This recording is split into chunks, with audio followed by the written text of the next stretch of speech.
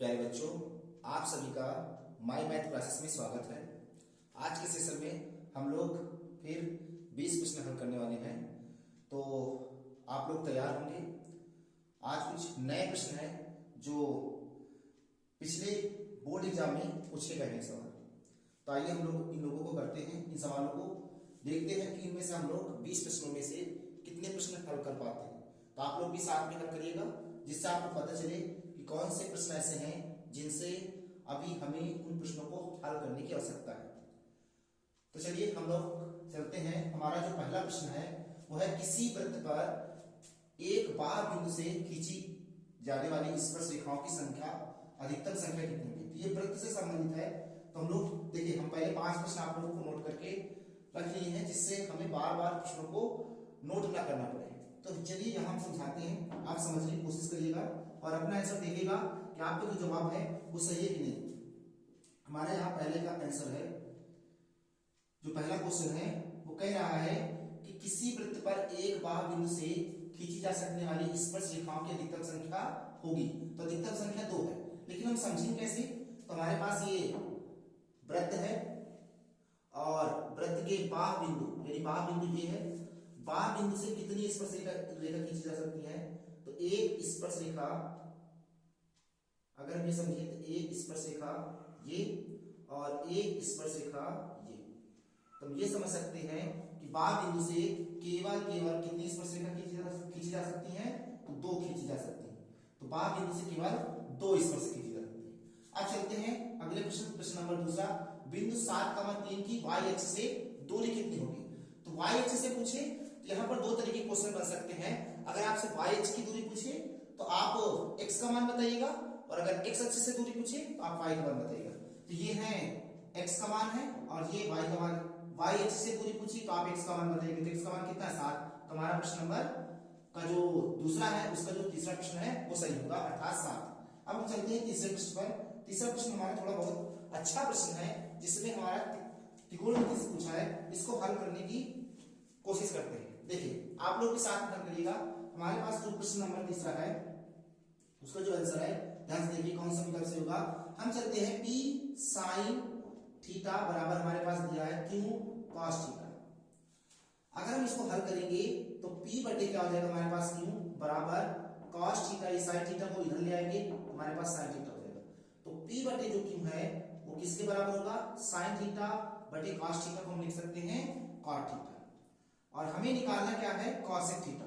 हम जानते हैं समसमीकरण जो हमने पढ़ा है, cosec स्क्वायर थीटा माइनस का cot स्क्वायर थीटा बराबर क्या होता है 1। और cot थीटा में पता है, cot थीटा में ये दिया है, तो cosec स्क्वायर थीटा की जगह पर वही रखेंगे और cot थीटा p बटे q का होल वर्ग बराबर 1।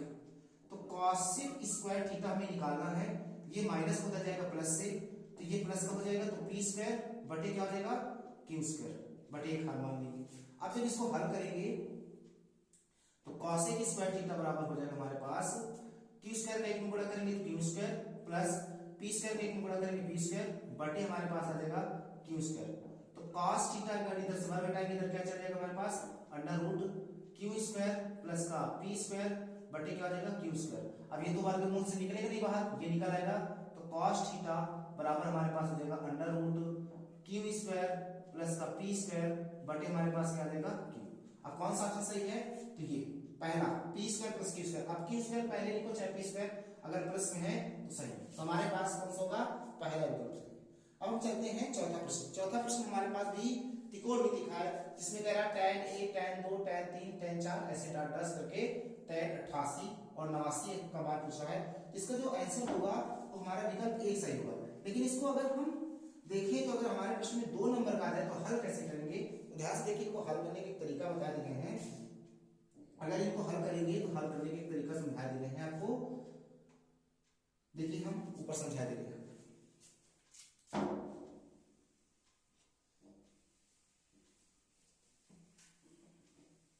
इनको अगर हम हल करेंगे तो हमारा जो प्रश्न है वो प्रश्न कैसा है। अगर हम चौथे प्रश्न की बात करते हैं तो हमारे पास tan 1 इंटू tan 2 अंश इंटू tan 3 अंश डॉट डॉट डॉट डॉट हमारे पास tan 88 अंश और tan 89 अंश दिया है। अगर हम इसको हल करेंगे तो हमारे पास हो जाएगा tan 90 से कितना घटाएं कि हमारे पास एक अंश आ जाए तो 89। इसी तरह 90 से कितना घटाएं कि हमारे पास दो अंश आ जाए तो 88 अंश। इसी तरह 90 से कितना घटाएं कि हमारे पास ये आ जाए 3 अंश तो 87 अंश। तो ऐसे करके डॉट डॉट हम कहां तक चलेंगे 45 तक। तो 45 तक तो प्रक्रिया सेम रहेगी और 45 के इधर और 45 उधर। तो ऐसे डॉट डॉट करके हमारे पास आ जाएगा tan 88 अंश और tan 89 अंश। इससे पहले हम ये लिख लेते हैं tan 87 अंश। अगर हम इसकी बात करते हैं तो tan 90 माइनस थीटा बराबर क्या होता है cot थीटा। तो cot कितना होगा 89 अंश, ये भी होगा cot 88 अंश, इसी तरह cot 87 अंश। ऐसे करके डॉट डॉट हम जानते हैं tan 45 की वैल्यू कितनी होगी 1 डॉट डॉट डॉट डॉट बाकी tan 87 अंश tan 88 अंश tan 89 अंश ये हमारे पास दिए हुए। तो अगर ये सब कहे में है गुणे में है तो गुणे बात करते हैं cot 89 tan 89 वैल्यू कितनी 1। इसी प्रकार हमारे पास tan 88 cot 88 वैल्यू कितनी 1। इसी प्रकार tan 87 और cot 87 इसकी भी वैल्यू 1 डॉट डॉट कहां तक है 1 तक। इन सभी का जो गुणा होगा वो कितना आएगा 1। इस तरह से हम इस प्रश्न को हल कर सकते हैं। अगर कोई गलती में आए तो आपको याद रखना है कि हमारा जो इस तरह के अगर क्वेश्चन आएंगे तो एक ही होगा, लेकिन अगर हल करने के तरीका आ जाए जैसे अगर आपको 2 नंबर के 3 नंबर का आते हैं तो उसमें आप इस तरह को हल कर सकते हैं। अब चलते हैं हम अपने पांचवें प्रश्न पर। पांचवें प्रश्न कह रहा है यदि समीकरण 3x² + 5x - q = 0 के मूल बराबर हो तो q का मान ज्ञात कीजिए। अब अगर हम इसमें q का मान ज्ञात करें तो इसमें शर्त दे रखा है कि यदि मूल बराबर हो तो मूल बराबर के लिए आपको फार्मूला याद होना चाहिए कि मूल बराबर है तो इसके लिए फार्मूला क्या होती है। यहां पर हम पांचवें प्रश्न को हल करते हैं। हमारे पास दो घात समीकरण दिया हुआ है। क्या दिया है 3x² प्लस का 5x और माइनस का q बराबर क्या है 0। तो सबसे पहले इसकी तुलना कराएंगे ax² plus bx plus c बराबर 0 से क्या कराएंगे तुलना। जैसे हम इसकी तुलना कराएंगे तो यहाँ a की वैल्यू लिखेंगे, a बराबर हमारे पास 3 आ जाएगा, b बराबर हमारे पास 5 आ जाएगा और c बराबर हमारे पास आ जाएगा माइनस का q। साफ साफ लिखा है इसमें कि मूल बराबर है। तो अगर ये मूल बराबर है तो मूल बराबर के लिए आप क्या लिखोगे, मूल बराबर के लिए b² माइनस का 4ac बराबर क्या होता है 0। अगर मूल बराबर है तो b की वैल्यू कितनी हमारे पास 5 है तो 5 का वर्ग लिखेंगे माइनस 4 गुणे a की वैल्यू 3 है और c की वैल्यू माइनस का q है बराबर 0। तो 5 का वर्ग हो जाएगा 25 माइनस माइनस प्लस 4 का 3 में गुणा करेंगे 12q बराबर 0। 12q बराबर 25 प्लस को हो जाएगा माइनस हो जाएगा, q बराबर क्या आ जाएगा माइनस का 25/12। अब ऑप्शन ढूंढिए कि q का मान हमारे पास जो आया है वो कौन है, पहला विकल्प सही है। कौन सा सही है, पहला विकल्प। ये हमारे 5 क्वेश्चन है। अब आप देखिएगा कि आप 5 क्वेश्चन में कितने सही क्वेश्चन कर पाएंगे। अब चलते हैं हम अगले क्वेश्चन पर। चलिए हम लोग चलते हैं छठे क्वेश्चन में, जिसमें कह रहा है समांतर श्रेणी -62 -59 डॉट डॉट 7 10 का 11वां पद होगा। अब ये समांतर श्रेणी से संबंधित है, यहाँ हम हल करने की कोशिश करेंगे। देखिए हमारे पास जो छठे का आंसर है, श्रेणी दी है -62 -59 डैश डैश कहां तक है 7 और 10। अगर हम a बराबर देखें तो a बराबर हमारे पास -62 है, d बराबर देखेंगे तो -59 से -62 घटाएंगे तो हमारे पास d बराबर आ जाएगा 3 और पद हमारे पास कितने दिए हैं 11। तो कौन सा पद होगा, अर्थात हमसे पूछ रखा है an, कौन सा पद हमारे पास होगा, ये चीज हमसे पूछ रखा है। तो बताइए यहाँ पर कौन सा पद 11वां होगा। हमसे 11वां पद पूछा है, अर्थात हम यहाँ लिखेंगे a11 बराबर a प्लस n माइनस का 1 इंटू डी, ये सूत्र होता है। तो a11 बराबर a कितना माइनस का 62 प्लस n हमारे पास 11 माइनस का 1 गुणे d कितना है हमारे पास 10। जब आप इसको हल करोगे तो हल करने पर कितना आएगा, a11 बराबर माइनस का 62 प्लस 9 11 में से घटाएंगे 10 बचेगा गुणे 3, अर्थात जब इसको हल करेंगे तो a11 बराबर हमारे पास आ जाएगा माइनस का 62 प्लस का 10 3 को 30, तो हमारे पास a11 कितना आएगा हमारे पास माइनस का 32। तो कौन सा ऑप्शन सही है हमारे पास, दूसरा। अब अगर हम इस प्रश्न की बात करते हैं, सातवां प्रश्न कह रखा है कि यदि पी का मतलब प्रायिकता होने की संभावना में दिया 0.05 और पीई डैश का मतलब ये हुआ कि प्रायिकता ना होने की संभावना हमसे पूछ रखा है। तो ऐसे सवालों को हल करने के लिए हमारे पास एक फार्मूला होता है।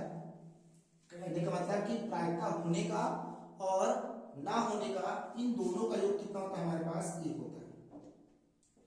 तो हम सातवें प्रश्न पर चलते हैं। प्रायिकता होने का प्लस प्रायिकता ना होने का, इन दोनों का योग कितना होता है, 1। प्रायिकता होने की कितनी दी है, 0.05 प्लस प्रायिकता ना होने की हमसे पूछ रखा है बराबर 1। ये प्लस हो जाएगा, कैसे हो जाएगा, माइनस का। तब इसकी वैल्यू निकाल लेते हैं, 1 माइनस 0.05। जब घटाएंगे तो प्रायिकता ना होने की हमारे पास निकल के आएगी 0.95। तो कौन सा ऑप्शन सही है हमारे पास, चौथा। कौन सही है, चौथा। अब जो आठवां प्रश्न है वो आपको एक थैले में 3 गेंद लाल है और 5 गेंद काली है। इस थैले में एक गेंद याचिका निकाली जाती है, तो गेंद लाल होने की प्रायिकता क्या होगी। तो इसको आपको होमवर्क क्वेश्चन देते हैं, आपको बताना है कमेंट्स में करके किसकी प्रायिकता क्या होगी, लाल रंग की। तो आप क्या करेंगे, कुल गेंदों की संख्या निकाल लेंगे, इसके बाद जिसकी पूछी होगी उसकी होने की संभावना बटे कुल संख्या। तो यानी कुल संख्या के लिए हम इसका भाग दे देंगे, तब आप फिर निकालिएगा। इसको आप कमेंट में करके बताइएगा कि इसका जवाब क्या होगा। अब हम चलते हैं 9वें प्रश्न पर। देखिए हमारा जो 9वां प्रश्न है वो क्या है, 9वें प्रश्न में देखिए चित्र बना है, इस चित्र के सहारे ही हम इसको हल करेंगे। देखिए अब इस चित्र में हमें जो दिया हुआ है, ऐसे प्रश्न त्रिभुज से संबंधित है और अगर डीई बीसी के समांतर है, अगर इस कंडीशन में ये जो डी है अगर बीसी के समांतर है, तो इस जगह पर हम क्या लगाएंगे, थेल्स प्रमेय। क्या लगाएंगे, थेल्स प्रमेय। तो थेल्स प्रमेय से इसको हल करेंगे। तो थेल्स प्रमेय से हमारा क्या होता है, एडी बटे डीबी बराबर एई बटे ईसी। और हमको ईसी अर्थात सी निकालना है। एडी कितना दिया है, 1.3 और बीडी कितना दिया है, 3.9 बराबर एई हमें दिया कितना, 1.5 और ईसी हमें निकालना है। दशमलव से दशमलव हट जाएगा, 13 करना 13, 13 को 39, 3 का इसके साथ गुणा करेंगे तो ईसी बराबर हमारे पास आ जाएगा 15 × 45 अर्थात 4.5 सेंटीमीटर। तो हमारे पास जो ईसी निकल के आया वो कितना आया, 4.5। कौन सा ऑप्शन सही है हमारे पास, तीसरा। अब हम चलते हैं 10वें प्रश्न पर। 10वां प्रश्न हमारे पास क्या रखा है कि एक गोला दिया है और उस गोले का व्यास दिया है, तो गोले का पृष्ठीय क्षेत्रफल ज्ञात करना है। क्या ज्ञात करना है, पृष्ठीय क्षेत्रफल। हम पृष्ठीय क्षेत्रफल ज्ञात करने की कोशिश करेंगे। देखिए हमारे पास एक गोला दिया है, इस गोले की बात करते हैं जिसमें हमारे पास 10वां प्रश्न है। ये हमारे पास एक गोला है, इस गोले का जो हमारे पास व्यास है वो व्यास दे रखा है, कितना दे रखा है, तो व्यास दे रखा है कितना, 1/2 सेंटीमीटर। तो ये कहेंगे कि d बराबर हमारे पास दिया है 1/2 सेंटीमीटर। गोले का पृष्ठीय क्षेत्रफल क्या होता है, तो हम सबसे पहले त्रिज्या निकालेंगे। तो त्रिज्या कितनी आएगी, 1/2 गुणे 1/2 अर्थात इसकी आधी होती है, तो अर्थात कितना रहेगा, 1/4 सेंटीमीटर। तो ये कहेंगे कि गोले का पृष्ठीय क्षेत्रफल क्या होता है, गोले का पृष्ठीय क्षेत्रफल क्या होता है, तो गोले का पृष्ठीय क्षेत्रफल हमारे पास होता है 4πr², यानी 4π गुणे r की वैल्यू 1/2 का वर्ग कर देंगे तो हमारे पास कितना आ जाएगा, 1/4। तो यहाँ 1/4 का वर्ग कर देंगे तो 4π गुणे 1 का वर्ग 1, 4 का वर्ग कितना हो जाएगा, 16। जब इसको काटेंगे तो कितने बार जाएगा हमारे पास, 4 बार जाएगा। इसमें व्यास दिया है 1/2 सेंटीमीटर, तो गोले का पृष्ठीय क्षेत्रफल कितना हो जाएगा, π/4 सेंटीमीटर स्क्वायर। कौन सा ऑप्शन सही होगा, दूसरा। तो ये हमारे पास 10वां प्रश्न है। अब हम लोग चलते हैं अगले प्रश्न पर। देखिए ये हमारे पास 11वां प्रश्न है, जिसमें कह रखा है कि 6 सेंटीमीटर त्रिज्या के वृत्त का एक चाप केंद्र पर 30 अंश का कोण अंकित करता है, तो संगत चाप की माप ज्ञात कीजिए। तो हम इसको जब हल करेंगे तो हमारे पास जो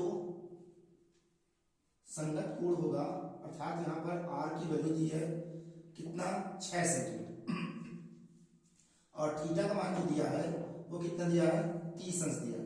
यहाँ पर जो थीटा का मान दिया है वो 30 अंश दिया है। हमसे संगत चाप की लंबाई पूछ रहा है, अर्थात l बराबर वाट। हम जानते हैं कि एल बराबर क्या होता है थीटा बटे 360 गुणे 2 पाई आर। तो एल बराबर क्या हो जाएगा थीटा कितना है 30 अंश बटे 360 गुणे 2 पाई आर की वैल्यू हमें कितनी दी 6। तो इसको 30 से काटेंगे 30 से करेंगे 30 और 30 को 360 में भाग देंगे तो 12 बढ़ जाएगा। 6 से काटेंगे 6 दूना 12, 12 से 12 कट जाएंगे तो एल बराबर हमारे पास आ जाएगा पाई सेंटीमीटर स्क्वायर। वो सेंटीमीटर की बनाएगा सेंटीमीटर स्क्वायर बनाएगा क्योंकि लंबाई है तो इसलिए सेंटीमीटर में। इस बार हमने आप लोगों को वैकल्पिक नहीं दिया है तो आप लोगों को अपने मन से इसको हल करना है और चेक करना है कि हमारा आंसर आ रहा है कि नहीं। अब हम लोग चलते हैं अगले प्रश्न पर। अगला प्रश्न हमारे पास है 12वां। देखिए 12वां प्रश्न क्या कह रहा है 12वां प्रश्न कह रखा है कि 4 सेंटीमीटर इसी प्रश्न वाले का सवाल है। कहने मतलब ये लंबाई पूछ रहा था तो आपकी बार आपसे क्षेत्रफल पूछेगा। तो हमारे पास जो 12वां प्रश्न है 12वां प्रश्न हमारे पास क्या कह रहा है कि 4 सेंटीमीटर की त्रिज्या तो आर बराबर हमारे पास दिया 4 सेंटीमीटर की त्रिज्या है वाले वृत्तखंड की त्रिज्याखंड का कोण कितना है हमारे पास 60 अंश है। थीटा बराबर कितना है 60 अंश है। इसके बाद क्या है उसका क्षेत्रफल ज्ञात करो ए बराबर 8। हम जानते हैं क्षेत्रफल क्या होता है थीटा बटे 360 थीटा बटे 360 गुणे पाई आर स्क्वायर। तो ए बराबर क्या हो जाएगा थीटा कितना है 60 अंश बटे 360 अंश गुणे पाई गुणे आर की वैल्यू 4 का वर्ग। तो जब 60 से काटेंगे तो 6 बार जाएगा तो ए बराबर कितना आ जाएगा 1 बटे 6 गुणे पाई गुणे 4 का वर्ग 16। 2 से काटेंगे 2 3 6 2 8 16। अगर इसको लिखेंगे तो हमारे पास जो ए बराबर आ जाएगा 8 पाई बटे 3 सेंटीमीटर स्क्वायर। इसको लिख सकते हैं स्क्वायर में क्योंकि क्षेत्रफल। तो ये हमारे पास आंसर हो जाएगा। अब हम चलते हैं 13वां प्रश्न। 13वां प्रश्न आपका क्या कह रहा है कर रखा है कि एक बेलन प्रश्न पढ़ते हैं प्रश्न पढ़ने के बाद समझते हैं। देखिए क्या है कर रखा है कि एक बेलन के आधार की त्रिज्या 3.5 सेंटीमीटर है यदि ऊंचाई 8.4 सेंटीमीटर हो तो उसका वक्र प्रश्न ज्ञात कीजिए। तो सबसे पहले हम चित्र बनाएंगे चित्र बना करके ही हल करेंगे। ये हमारे पास क्या है एक बेलन है। इस बेलन में हमारे पास दिया है त्रिज्या और ऊंचाई दे रखी। देखिए यहां पर जो हमारे पास त्रिज्या दे रखी है वो कितनी है आर बराबर हमारे पास दे रखी है 3.5 सेंटीमीटर। और अगर हम एच की बात करते हैं तो एच बराबर हमें दे रखा है कितना 8.4 सेंटीमीटर। और हमें क्या निकालना है वक्र पृष्ठ। यहाँ लिखेंगे बेलन का वक्र पृष्ठ क्या होता है बेलन का वक्र पृष्ठ क्या होता है तो बेलन का वक्र पृष्ठ होता है 2 पाई आर एच। जब हल करेंगे 2 गुणे पाई की वैल्यू रखिए 22/7 गुणे आर की वैल्यू 3.5 गुणे एच की वैल्यू कितनी हो जाएगी 8.4 दशमलव हटाएंगे यहाँ 0 बढ़ जाएगा। 7 से काटेंगे 7 के 7 7 गुना 35 5 से काटेंगे 5 गुना 10 2 से 2 कट जाएगा तो कितना आ जाएगा 22 गुणे 8.4। इसका गुणा कराइए तो अगर हम 8.4 में 22 का गुणा करेंगे तो 2 चौको 8 2 8 16 2 चौको 8 2 8 16 कितना आ जाएगा 8 8 से 14 6 7 1 8 और 1 कितना आ जाएगा 1 अंक के बाद दशमलव। हमारे पास आ जाएगा 184.8 सेंटीमीटर स्क्वायर। यही हमारा आंसर हो जाएगा। अब आपको हम जो 14 नंबर क्वेश्चन है उसको होमवर्क में देते हैं। आप इसको कमेंट में बताइएगा कि इसका आंसर क्या है। आप लोग कमेंट कीजिएगा। आप लोगों को जो प्रश्न दिए जाते हैं आप उसका जवाब नहीं देते हैं तो आप लोग इनका जवाब दीजिएगा। जो हमने प्रश्न आप लोगों को छुड़वा देते हैं आप उन प्रश्नों को जवाब दीजिएगा कि हमारा ये आंसर होगा। अब आप इनको हल करिएगा तभी आपको पता चलेगा कि हम अपने प्रश्न कर पाते कि नहीं आप बोर्ड एग्जाम में कर ही नहीं पाएंगे। फिर आप लोग तो क्या हो जाएगा संख्या 182 तथा 78 का मासा निकालना। तो मासा निकालना आप लोगों को पहले जिससे पहले हमने आप लोगों को क्वेश्चन करा रहे थे मासा की बस सेम उसी तरह करना है। मासा तो आप लोगों को आना चाहिए। अब हम चलते हैं प्रश्न नंबर 15 क्या कह रहा है द्विघात समीकरण x² + x - 1 बराबर 0 का विविधकर होगा। तो हमें इसमें क्या पूछा है विविधकर। तो विविधकर पूछा है तो विविधकर के लिए हमें फार्मूला पता होना चाहिए क्या होगा। देखिए इसको हल करते हैं आप लोग भी साथ में हल करिएगा और बताइएगा कि क्या आंसर आ रहा है। हमारे पास जो समीकरण दिया दो घात x² + x - 1 बराबर 0। हम जब इसको तुलना कराएंगे तो ax² + bx + c बराबर 0 से क्या कराएंगे तुलना। और जैसे हम तुलना कराएंगे तो यहाँ पर हमारे पास a की वैल्यू क्या आ जाएगी 1 और b की वैल्यू हमारे पास आ जाएगी 1 और c की वैल्यू हमारे पास आ जाएगी -1। तो यहाँ से विविधकर क्या आ जाएगी तो विविधकर क्या आ जाएगी हमारे पास। तो विविधकर का फार्मूला d बराबर क्या होता है b² - 4ac। तो d बराबर क्या हो जाएगा b का वैल्यू 1 का वर्ग -4 गुणे 1 गुणे c की वैल्यू -1। तो हमारे पास d बराबर क्या आ जाएगा 1 का वर्ग 1 माइनस माइनस प्लस 4 1 4 अर्थात d की वैल्यू कितनी आ जाएगी हमारे पास 5। ये हमारे पास है विविधकर।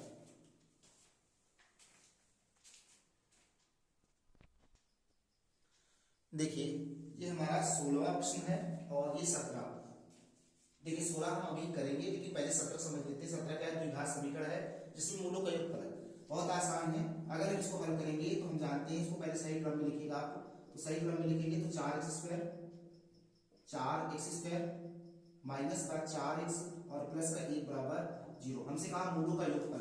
तो जब हम मूलों का योगफल लिखेंगे तो मूलों का योगफल क्या होता है? मूलों का योग का फार्मूला क्या होता है? माइनस एक्स का गुणांक माइनस एक्स का गुणांक बटे एक्स स्क्वायर का गुणांक। जब आप इसको हल करोगे तो माइनस एक्स का गुणांक कितना है? माइनस का 4 है, और एक्स स्क्वायर गुणांक कितना है? 4। तो माइनस माइनस क्या हो जाएगा? प्लस 4 और 4 से 4 काटेंगे तो हमारे पास कितना आ जाएगा? 1। तो हमारा विकल्प कौन सा है? अब हम चलते हैं 16 प्रश्न। 16 प्रश्न आप सही से पढ़िएगा। 16 प्रश्न हमारे पास क्या रखा है कि जो सारणी दी है वो माध्यक वर्ग पूछ रखा है। तो माध्यक वर्ग कैसा होगा? ध्यान से देखिए, हम एक तरफ क्या लिखेंगे, इसको जब हल करेंगे तो लिखेंगे एक तरफ वर्ग अंतराल और एक तरफ हम लिखेंगे बारंबारता। जब हम बारंबारता लिखेंगे तो बारंबारता को हम कैसे प्रदर्शित करते हैं? fi से। वर्ग अंतराल हमारे पास क्या दिए? 0 से 10, 10 से 20 और फिर हमारे पास 20 से 30 और फिर हमारे पास 30 से 40 और 40 से हमारे पास है 50। और जो हमारे पास बारंबारता है वो 8 है, 6 है, 11 है और 18 है और 6 है। तो हम इससे क्या निकालेंगे? संचयी बारंबारता। क्या निकालेंगे? संचयी बारंबारता। क्यों निकालना है संचयी बारंबारता? क्योंकि माध्यक बोला, माध्यक मतलब माध्यिका हमें निकालनी। तो संचयी बारंबारता कैसे निकालते हैं? संचयी बारंबारता को हम लोग प्रदर्शित करते हैं CF से। संचयी बारंबारता, बारंबारता की पहला पद संचयी बारंबारता कहलाता है। अर्थात पहला पद 8 है तो ये भी 8 रहेगा। फिर अगले पद में हम क्या करते जाएंगे? जोड़ते जाएंगे। तो 8 से कितना हो जाएगा? 14। फिर 14 में हम 11 जोड़ेंगे, कितना हो जाएगा हमारे पास? 25। फिर 25 में हम 18 जोड़ेंगे तो कितना हो जाएगा हमारे पास? 25 में जब 18 जोड़ेगा 8 5 13, 2 1 3 1 4। फिर 43 में हम 6 जोड़ेंगे, कितना हो जाएगा हमारे पास? 43 में 6 जोड़ेंगे 49। अब जो 49 आया है वो हमारे पास इनकी वैल्यू है। इनकी वैल्यू कितनी हमारे पास है? 49। तो हमें क्या निकालना है? 49 कैसी संख्या है ये हमें देखना है। लेकिन सबसे पहले हम क्या करेंगे? 49/2 करेंगे, यानी n/2 निकालेंगे तो हमारे पास आ जाएगा 49/2। और 49/2 किसके आसपास है? 2 दूना 4, 2 चौको 8, दशमलव लगाएंगे तो 5 10, यानी 24.5। 24.5 किसके आसपास पड़ती है? 8 से ज्यादा है, 14 से भी ज्यादा है, 25 के आसपास पड़ती है। तो 25 के ठीक सामने वाला जो हमारे पास वर्ग अंतराल होगा वो कौन होगा?